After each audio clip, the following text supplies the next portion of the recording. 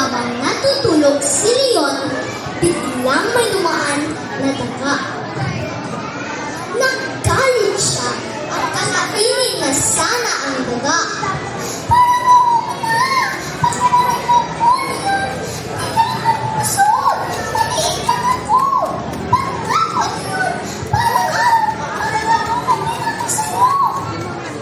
Nagpaisip si Leon kung paano siya matutulungan ng maliit na daga.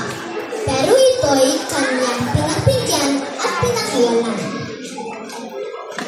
Pagkalipas ng ilang araw, si Leon ay nahuli ng mambat ng mga mangangaso.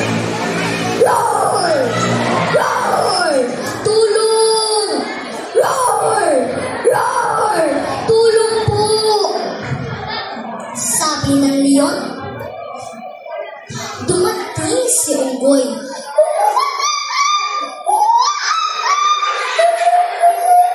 Pagkatapos mo akong muntik ng kainin, tutulungan kita?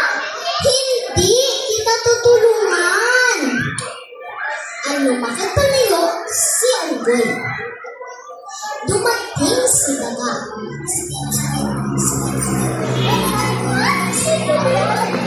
Roar! Tulong daga! Ninakati daga ang lambat hanggang makawala si Leon. Ang saya-saya ni Leon. Nakatan siya sa tuwa. Maraming salamat daga. Kapag ko mag-aaral, tandaan natin, huwag gustahan ang isang tao sa kanyang palabas na anyo. Dahil ang tunay na lakas ay nasa puso.